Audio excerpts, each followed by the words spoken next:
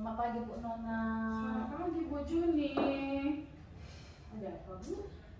Ini Bu, saya mau sharing sama Ibu tentang kelas saya Bu. Murid saya tidak fokus dan kurang aktif waktu belajar. Saya bingung Bu, gimana caranya ya Bu supaya kelas lebih aktif. Jadi tujuan Ibu mengajak saya bertemu untuk membahas hal itu? Iya. Iya. Coba Ibu ceritakan masalah apa yang Ibu hadapi.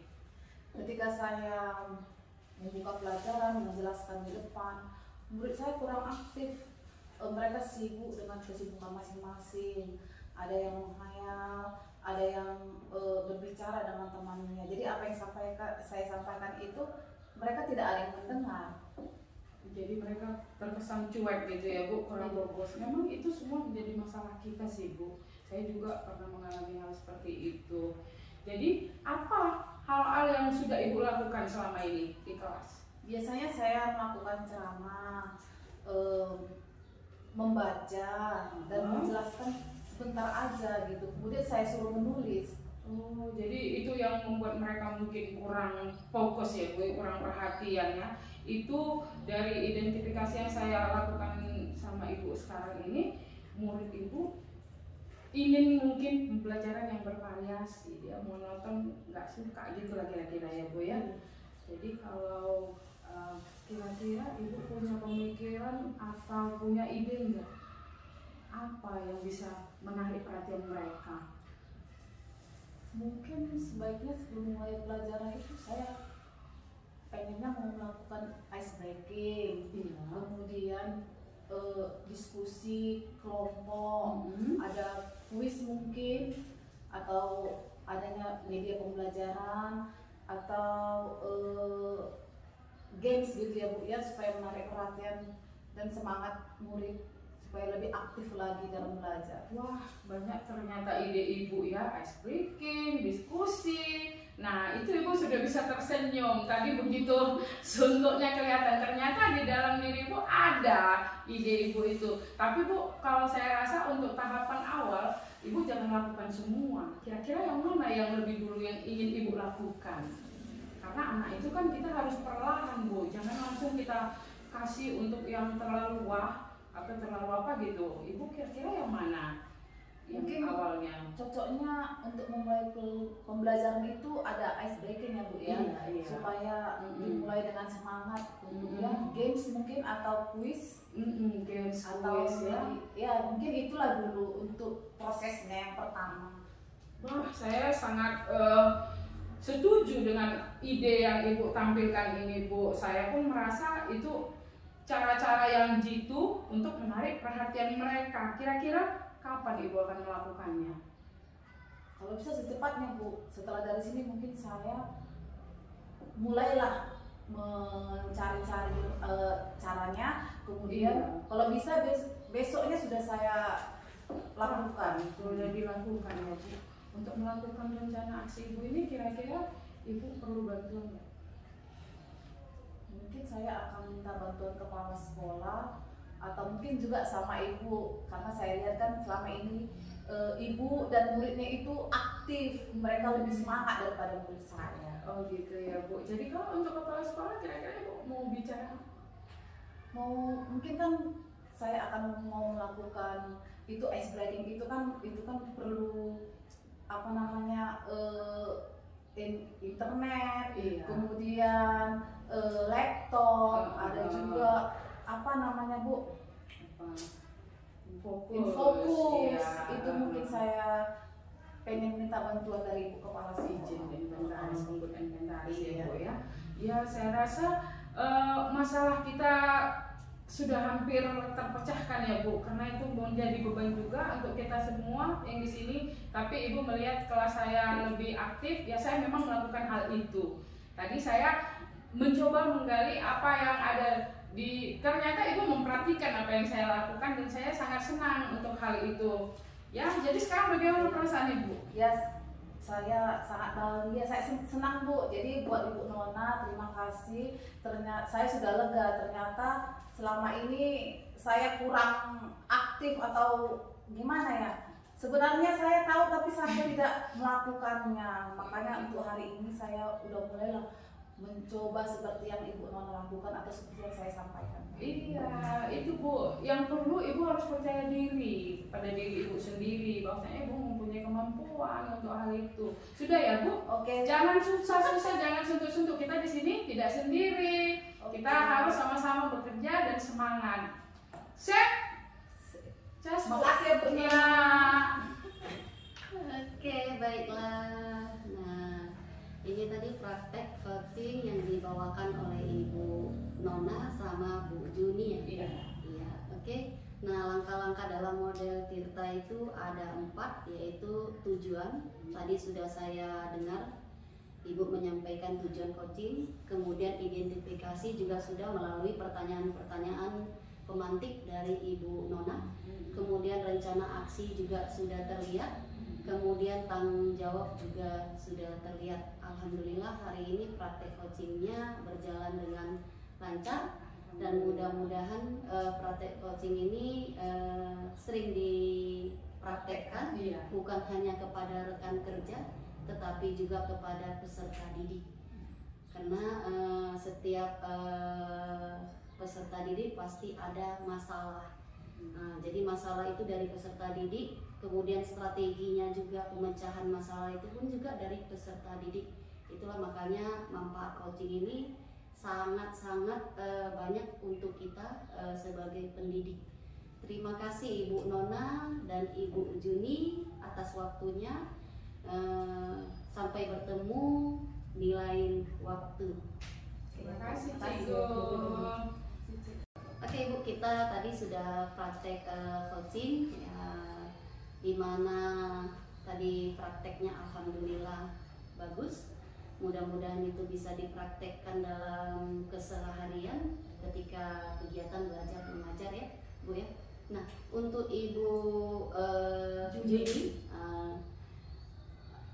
menurut Ibu bagaimana Ibu Nona dalam mempraktekkan coaching kepada Ibu hari ini? Itu coaching itu dapat membantu mengembangkan potensi dan kekuatan dari dalam diri setiap orang. Jadi apa yang belum saya kerjakan, Ibu Nona bisa mengcoaching saya supaya saya bisa melakukan sama seperti Ibu Nona. Gimana perasaan Ibu ketika Ibu mempraktekkan coaching bersama Ibu Nona? Makin semangat Bu, senang rasanya. Ternyata begini rasanya coaching. Selama ini kan nggak pernah seperti itu. Ya, oke. Kemudian apa hal baik yang Ibu rasakan dari praktek coaching hari ini? Mengasah kemampuan berkomunikasi. Kan misalnya kan saya jarang ya komunikasi sama orang, apalagi kalau jarang saya kenal Bu. Ini lebih enak berkomunikasi, dia lebih semangat gitu.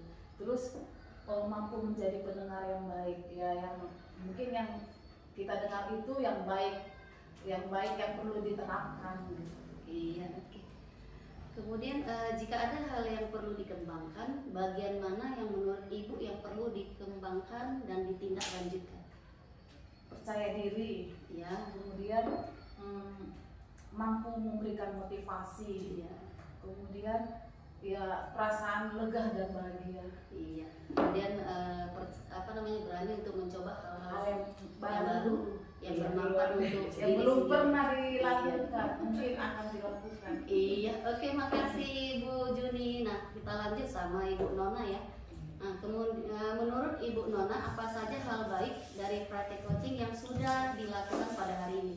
Ya, praktek baiknya ya itu tadi sebenarnya dari rekan itu sudah dapat bahwasanya dia merasa senang.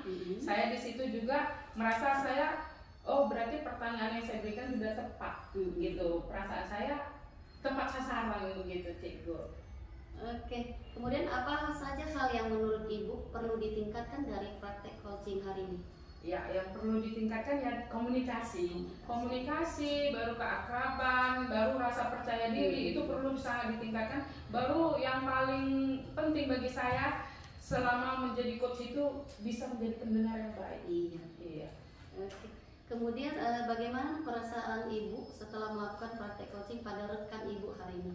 Ya, saya dari dirinya sendiri sudah ada rasa percaya diri, baru mampu dia menggali apa yang ada di dirinya, dan yang satu lagi saya merasa lega dan bahagia. Bahagia. Iya, bahagia. Oke, buat Ibu Juni sama Ibu Nona, apakah kegiatan hari ini bermanfaat untuk dibawa kegiatan belajar mengajar?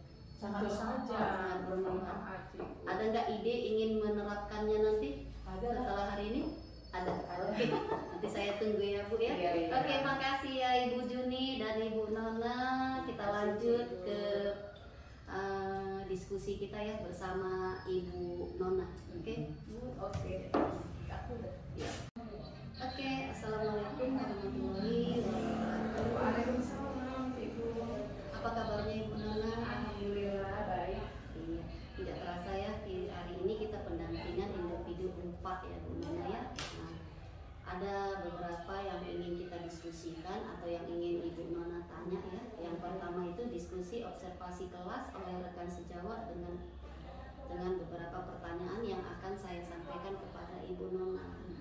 Oke, bagaimana pengalaman Ibu Nona ketika meminta rekan guru lain mengobservasi praktik pembelajaran yang Ibu lakukan di dalam kelas hari ini? Iya. Tadi kebetulan itu Ibu Juni, saya minta kemarin, Bu, mau nggak masuk ke kelas saya, memperhatikan saya, mengobservasi saya. Dia memang antusias. Jadi saya sangat berterima kasih. Langsung mau kapan? Sekarang, iya, ayo langsung gitu. Iya. Berarti bahagia ya? Iya, senang. Kemudian menurut Ibu Nona, bagaimana praktek pengajaran yang terjadi saat dilakukan observasi? Ya kami karena orangnya memang kami biasa, Bu, jadi anak-anak juga sudah terbiasa melihat ibu ini tidak orang asing, mereka ya belajar seperti biasa. Tidak ada merasa ada orang asing di dalam, ya mereka berinteraksi dengan saya ya seperti biasa, sebagaimana biasanya pembelajaran berlangsung. Nggak ada perasaan dan Nggak ada. Ada rekan sejawat? Nggak ada. Oke. Apa komentar rekan guru yang mengobservasi setelah melakukan praktek pengajaran pada hari ini? Ya, bagi rekan saya ini kan karena kita di sekolah belum menerapkan diferensiasi, dia masih bingung ini apa, kenapa siswanya diginikan, tapi dia cuma memperhatikan dulu karena saya tidak membeberkan EPP saya kepadanya. Dia hanya saya suruh duduk memperhatikan, jadi dia terakhirnya baru menyampaikan pertanyaan kepada saya, ini pelajaran model apa, katanya seperti itu. Baru saya kasih tahu, saya tunjukkan. Setelah pembelajaran selesai baru saya kasih tahu. Nah, kemudian lembar apa itu identifikasi EPP ada Ibu kasih tahu? Ada. Karena beranjak dari situ. Iya, makanya dia bingung. Ini apa? Kenapa ada konten? Ada ini gimana isinya? Ya perhatiin aja, saya katakan seperti itu. Iya. Kemudian apa hal yang sudah baik yang sudah Ibu lakukan di kelas dan apa hal yang menurut Ibu yang perlu diperbaiki? Yang sudah baik saya lakukan, saya kira untuk menarik perhatian anak saya melakukan ice breaking. Ya, kalau untuk persepsi biasanya sebenarnya berdoa, menanyakan kabar. Cuman yang bertambah saya selalu menyisipkan ice breaking, ya kan. Lalu yang ingin saya gali lagi, saya memang kita masih kurang dalam pemetaan. Pemetaan siswa berdiferensiasi ini saya masih kurang. Kemudian apa strateginya yang Ibu lakukan untuk pemetaan apa ini? Diferensiasi. Ya, dari awalnya kan kita sudah mempunyai bekal murid ini bagaimana, karena selama pembelajaran ini kan sudah semester 2. Iya. Jadi kita bukan mau awal lagi. Kalau awal kita melakukan tes, ini tidak ada tes yang saya lakukan. Tapi sejauh dari melihat beranjak dari sudah semester 1 dan kita mengetahui kesehariannya, saya dari situ mulai memetakan, walaupun pemetaan itu sebenarnya belum tepat. Iya, tapi saya sudah melakukannya. Iya, minimal sudah ada ya. Iya, sudah ada. Oke. Kemudian apa hal yang ingin Ibu ketahui atau perbaiki setelah melakukan praktek mengajar tersebut berdasarkan respon dari murid Ibu? Itu tadi, Bu, saya inginnya saya lebih terperinci dan lebih detail lagi memetakan mereka, biar jangan salah letak dan salah sasaran. Karena ada anak ini kan yang sebenarnya dia bisa di bidang studi ini, tidak selamanya dia dipetakan di situ. Seperti itu kan. Dia memang kalau pelajaran IPA petanya di situ, tapi di matematika kan dia belum tentu. Jadi saya di situ saya ingin lebih detail lagi, karena kita kan seperti pepatah yang mengatakan diumpamakan di situ, kita tidak bisa memaksa monyet berenang, bebek memanjat. Jadi kita menentukan siswa itu sedetail mungkin. Itu yang masih saya perlu banyak waktu sepertinya. Seiring waktu nanti bisa ya Bu. Oke ya Bu, terima kasih. Kita masuk diskusi mengenai aksi nyata modul 2.1 dan modul 2.2. Bagaimana tugas aksi nyata modul 2.1 dan 2.2 yang Ibu sudah coba kerjakan? Iya, sebelumnya kita ingat kembali 2.1 itu adalah pembelajaran berdifferensiasi dan 2.2 itu pembelajaran sosial emosional. Ternyata itu sangat berkaitan. Bagaimana kita selama ini kita babas aja habis, bahwasanya kita nggak tahu kondisi siswa ini sebenarnya dari rumah seperti apa. Makanya saya buat di situ ada papan. Sekarang saya pakai ukuran. Mereka itu sebenarnya merasakan seperti apa. Jadi kita tahu bahwasanya mereka kalau ada yang diam saja, kita sudah tahu latar belakangnya kenapa. Karena dia mengisi di situ ditunjukkannya bahwa dia lagi bersedih, gitu kan. Jadi di situ kita dengan kita mengetahui kondisi sosial emosional dia, kita pun bisa memaklumi. Ya kan? Kita bisa memaklumi, dan kita di aksi nyata itu saya buat anak-anak itu jadi bisa saya petakan juga. Dari situ bisa juga saya petakan kalau saat ini dia kurang apa, saya jadi tahu seperti itu Ibu. Berarti setiap hari Ibu tanya bagaimana perasaan mereka langsung ada namanya di situ. Jadi ada namanya ditunjukkan di situ. Kalau saya lihat bahagia semua saya tidak tanya. Tapi kalau ada satu mereng ke arah sini, loh ini siapa, nampak namanya gitu kan, langsung saya tanya. Gitu. Nah, sejauh ini apakah ada kendala atau kesulitan yang Ibu hadapi? Kalau kondisi dengan murid sepertinya tidak ada. Tidak ada, yang mereka namanya anak-anak, situasi suka berubah, nanti berkelahi, nanti kawan lagi. Yang seperti itu kita tidak terlalu kita pusingkan. Karena memang itu dunianya. Oke, bagaimana perasaan Ibu Nona selama mengerjakan tugas tersebut? Selama melaksanakan tugas tersebut sebenarnya gini ya, karena di CGP ini ternyata teratur gitu. Selama ini kita sebenarnya udah mengerjakan itu, tapi kita nggak tahu itu diferensiasi. Kita nggak tahu emosional. Ternyata kan memang ada latar belakang yang yang menjadi membuat siswa itu keluar dengan sikapnya. Ternyata dia mempunyai kondisi sosial emosional yang harus kita hargai juga. Walaupun anak-anak kita hargai, jangan anak-anak gitu nggak kita hargai, ternyata mereka ingin dihargai, diperhatikan.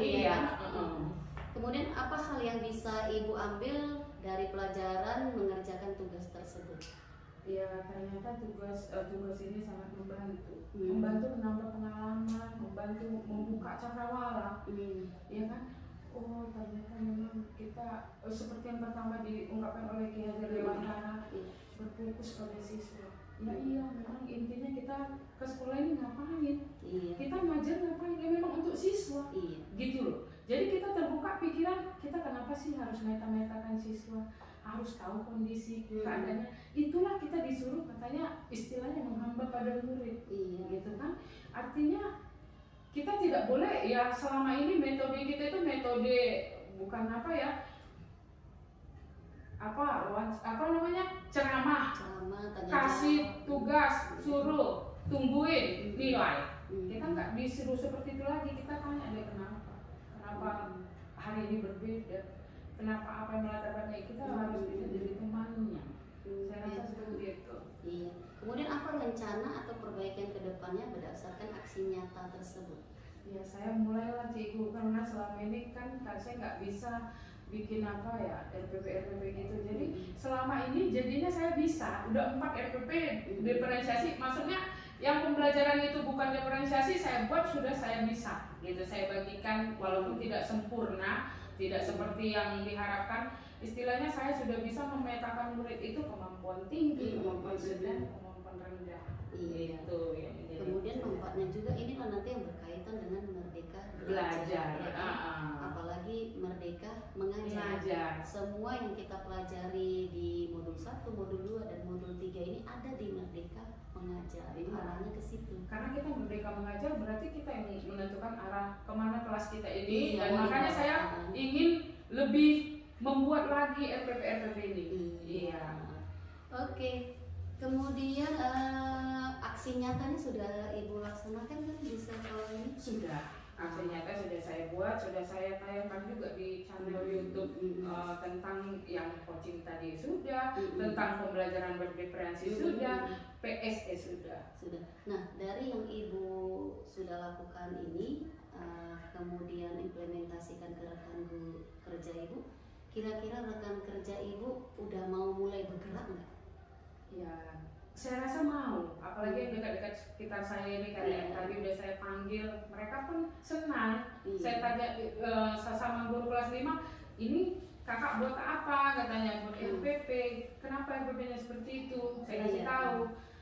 Lebih ringkas gini ya kak, katanya gitu kan, lebih fokus sepertinya ke muridnya. Memang iya, karena ini RPP yang berpihak pada murid. Kenapa kita dibilangnya dia saja langsung tahu itu fokus ke murid? Karena kita udah bagi 3 dia. Udah langsung kita tahu ini kemampuan tinggi, ini kemampuan. Berarti kita harus tahu. Tandanya kita harus fokus ke muridnya. Dan dia merasa katanya nanti ajarin ya. Buatnya kayak gitu. Iya saya bilang gitu. Nanti ada waktu saya bersama Kak Mercy nanti akan melakukan pengimbasan mungkin setelah loka. Untuk membuat ini. Oh iya, terima kasih. Oke, kita lanjut melakukan refleksi terhadap proses pendampingan. Sama halnya seperti kegiatan belajar mengajar, di akhir juga kita melakukan refleksi ya Ibu. Nah, sehingga kita bisa memperbaiki ke depannya lagi. Nah, setelah Ibu menjalani program guru penggerak ini, apa hal yang menurut Ibu paling Ibu kuasai dari materi-materi yang sudah dipraktikkan?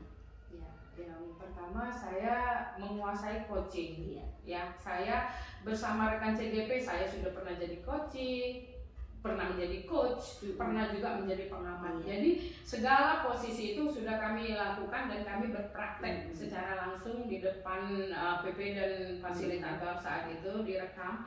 Terus yang saya bisa PSE, pembelajaran sosial emosional. Saya dengan mindfulness, dengan mengambil keputusan yang bertanggung jawab, menyadari keadaan sosial, itu saya bisa. Saya bisa dengan menanyakan kepada siswa, berkomunikasi dengan mereka, dan membuat mereka lebih bertanggung jawab. Oke, mantap ya Bu. Kemudian materi apa yang Ibu rasakan masih membingungkan dan ingin dipelajari lebih dalam lagi? Itu tadi berdiferensiasi. Kalau coaching sama PSE-nya bisa, diferensiasinya tadi di awal pemetaan itu kita kan sudah salah. Karena kita pembelajaran kita di Loka kemarin ternyata dari Ibu PP ada yang menyampaikan bahwasanya itu kita harus kasih tes. Nah, kalau saya rasa sekarang kan sudah tidak mungkin saya kasih tes karena saya sudah pertengahan dan hampir di akhir. Berarti nanti ada gambaran itu ajaran baru ya. Bahwasanya saya akan mempersiapkan tes supaya saya bisa metakan muridnya. Karena memang setiap ajaran barunya kita buat tahu. Oke Ibu. Nah, dari pendampingan ini apa yang perlu diperbaiki? Kalau diperbaiki tidak ada, karena nggak ada salah ya kan. Tapi selalu penambahannya saya minta supaya kita tetap semangat ya, tetap waktunya itu lebih leluasa, kita untuk bincang-bincang, lebih banyak waktu untuk berkolaborasi. Itu aja sih itu. Iya Bu, mudah-mudahan nanti kedepannya kita bisa lebih bertemu, apalagi ya, untuk bertemu, berdiskusi tentang Loka 7 ya Bu ya. Oke Ibu Nona, terima kasih atas waktunya hari ini. Tetap semangat karena sudah 85%. Tidak terasa 3 bulan lagi perjalanan kita sampai di titik akhir. Jangan ketika kita ada lelah, bosan, jenuh, ya apa hobi Bu Nona langsung digaskan, dibuat sehingga muncul lagi semangat untuk menjalani kegiatan positif kita ini. karena nanti setelah ini mungkin akan banyak lagi tugas-tugas menanti Ibu Nona.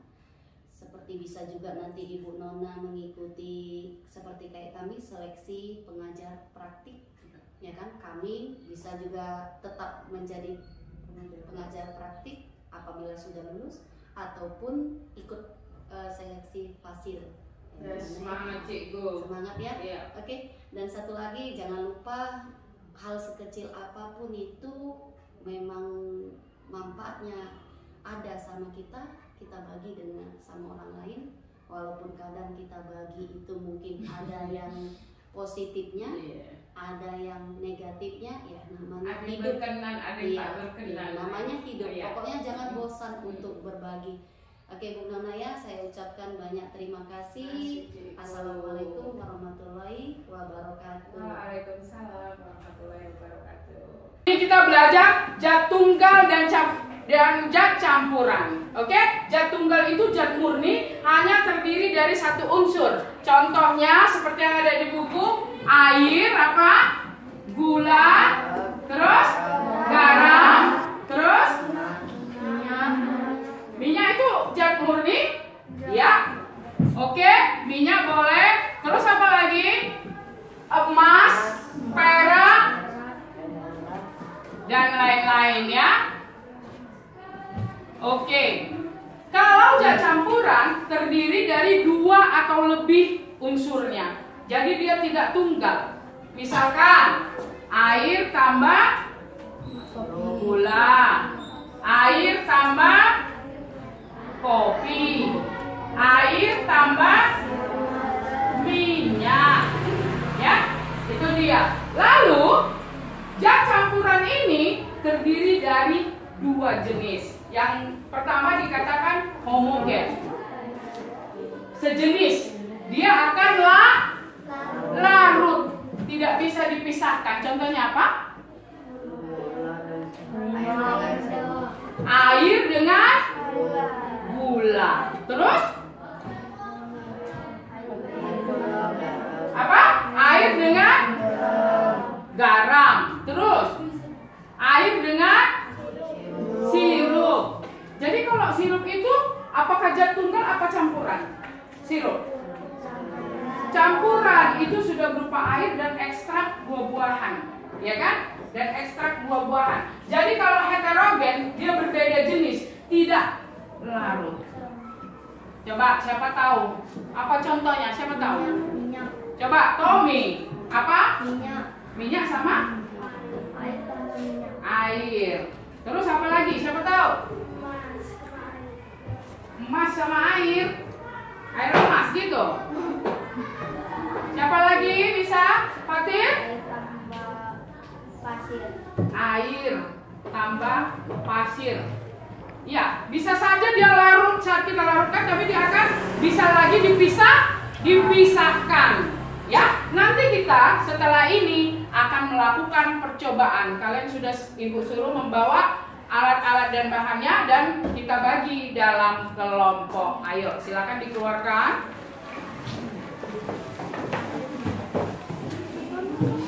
Udah aja.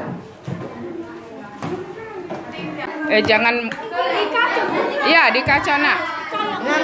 Kaca. Ambil tisu nak, itu di depan tempat ibu.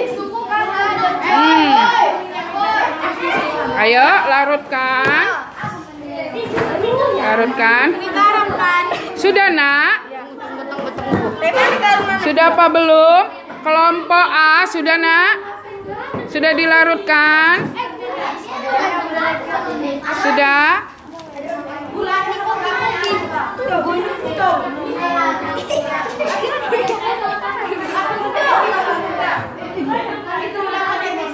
Terdiri dari saya, Mutia, Melisa, Rizky, dan Agate.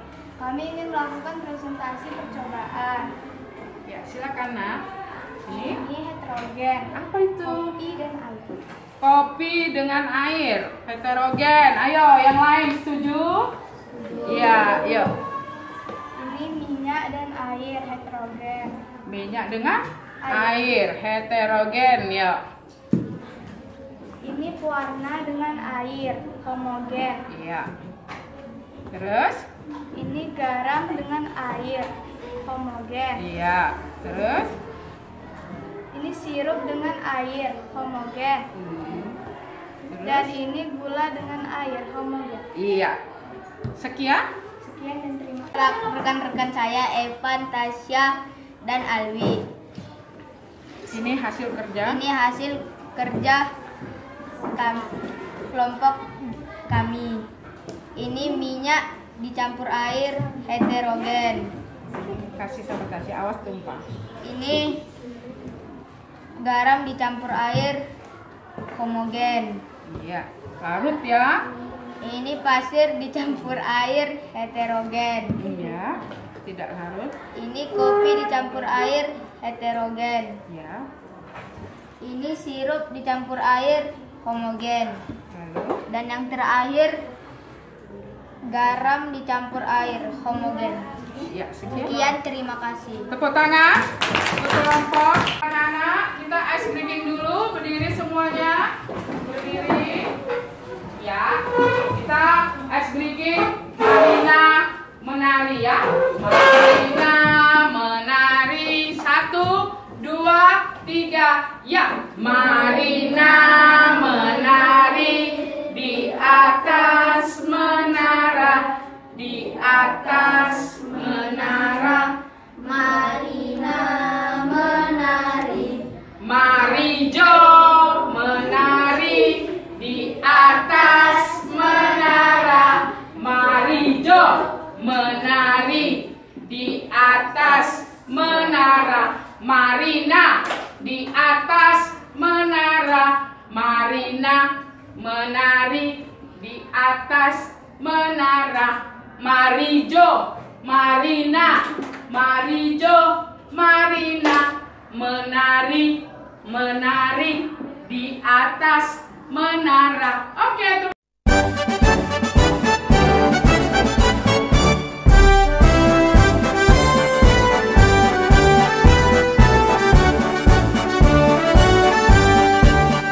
Bulatkan tekad, kuatkan hati. Negeri ini memanggilmu kawan. Belajar bergerak berbagi untuk negeri. Guru penggerak majukan pendidikan. Guru penggerak menghamba para murid. Kreatif rancang pembelajaran.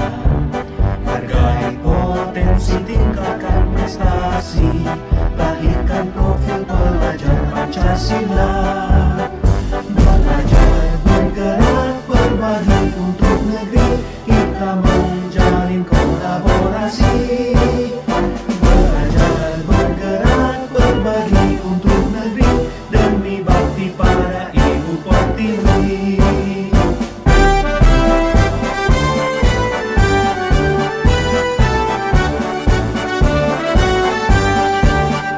Bulatkan tekad, kuatkan hati. Negeri ini memanggilmu kawan. Belajar bergerak berbagi untuk negeri.